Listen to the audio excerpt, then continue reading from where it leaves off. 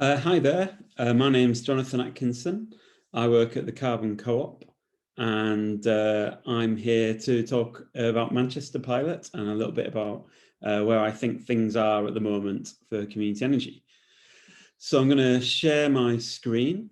Here we go. Hopefully you can see that. And these are the questions I'm going to go through. Here we go. Okay, so as a participant in the COALESCCE Greater Manchester peer review, do you feel the sector has improved since that peer review meeting? Well, it's a really good question, and one that I don't think there's a simple answer. I don't think there's like a yes/no answer, like things have got really better or things got really worse. I think things have really diversified and evolved in the community energy sector in Greater Manchester over the last few years. I think a sector that really enabled small new entrants, voluntary organisations, people doing bits of time here and there. That was the community energy sector a few years ago. I don't think that's unfortunately, the sector has matured, the renewable sector has matured. There aren't sufficiently enough niches and kind of government mandated areas that community energy organisations can thrive in and maybe create their own kind of unique kind of offers. Instead, the renewable sector has grown massively. Obviously, there's been a huge takeoff in North Sea renewables. A lot of money has kind of gravitated towards. There are, though, opportunities for community energy organisations, and we've seen it in other parts of the country. And it's around probably larger renewable installations, could be around solar PV farms or solar PV installations on large roofs and commercial properties, and also large wind projects, but in specific areas where planning allows that, because in the UK there are certain constraints. So what's happened there is it's mandated, or it's created opportunities for larger organisations with lots of capacity to take advantage of that. And we've seen in other parts of the UK, those larger organisations grow. I think, Carbon Co-op has grown, and I'll talk a little bit about that as we go on. Not necessarily from renewable installations, from other opportunities that are in the sector. But yeah, I think what has generally happened is that large organisations have grown bigger, and the smaller organisations have either kind of remained where they are or kind of disappeared a little bit. So yeah, a mixed scene. Next question. Has the prioritisation of community energy in the Greater Manchester 5-year environment plan due to the COALESCCE workshops increased community energy engagement with public authorities? Unfortunately, this is another more complex one. I think it's massive, really, to have community energy written into that 5-year environment plan. It's a prerequisite, really, for growth of the sector.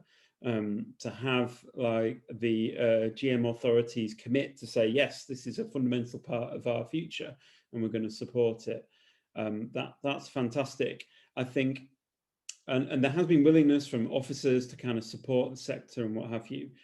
I think what has not happened is the sector, due to lack of capacity, hasn't grown and blossomed and bloomed to take that advantage.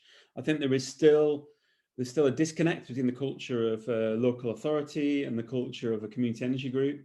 And fundamentally, these two stakeholders need to understand what they both bring to something. And that's not just the local authority, and it's not just the community energy group, it's them both coming together.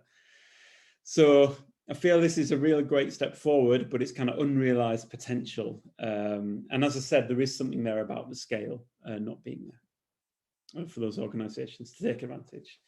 In the 2 years since the COALESCCE RAP was adopted, has support for community energy from the DNO improved? I mean, like immensely. Helen Seagrave is our champion there with the DNO. And not to say there wasn't a commitment and an interest in co-working before that from the DNO, but since then it's just, it's improved massively and it's grown. The DNO is now strategically developing bits of the community energy sector. I think this is exactly what is needed, little bits of strategic funding to develop capacity. some really interesting ideas, different opportunities being assessed. Again, I think it's the thing that if the community energy sector can take advantage of that, a little bit more capacity to grow there in the Greater Manchester area, to take advantage of this. But I see loads of opportunities in the future of working with the DNO. It's a great relationship that we've got. One of the actions was the creation of GM Community Energy Hub. Has this happened? And if not, what do you think the challenges are? Well, it's not happened, and I think there's a real opportunity there. We did get together as a sector in the summer and come up with a bid that got quite far in its development, but failed at the last hurdle. And I think that is what's required. There is some resource required here, and it's not there within the sector, so it needs to come from without. I think a coordination, a capacity developing kind of hub would be fantastic. Just informally, haven't mentioned Kate Gilmartin, but Kate is based kind of with a northwest remit to develop the Rural Community Energy Fund, and she's done a fantastic job there, bringing the sector together, spotting opportunities, working with people. She's actually brought Carbon Corp a bit more into the renewable sector, which we appreciate greatly. So I think that Kate's work shows that a little bit of resource can go a long way, and yeah, a community energy hub could be really transformative and could help, you know, build on the potential that's flagged up at the GM level with a 5-year plan and what have you. As a leading community energy organisation, what are Carbon Corp's current projects? Well, our big one is around retrofit, and retrofit and energy efficiency has been a huge gap, both in community energy sector, but also in Greater Manchester and in the UK and in Europe, in fact, because we do a lot of work with ResCoop. And yeah, there's a real gap in the market for a viable household energy service, that a one-stop shop that people can come to, get their retrofit and leave. And yeah, we've done a lot of work over the last couple of years, and we're just on the point of developing a community share issue to basically capitalise our future work in this area over the next 5 years, hopefully. So watch this space, but that's our big thing.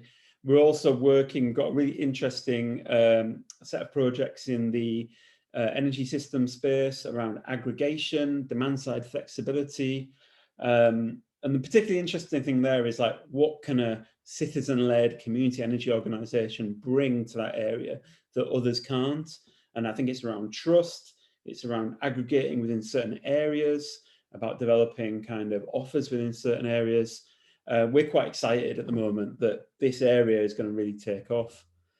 We're also doing a really interesting project in Oldham, which is funded by the Google Foundation, which is all around energy data and then local people, and local people using that data develop an energy plan for their own area. And I think that's a bit that's been missing really for quite a long time in the energy system transition, is around, you know, citizens and how they're involved in this process.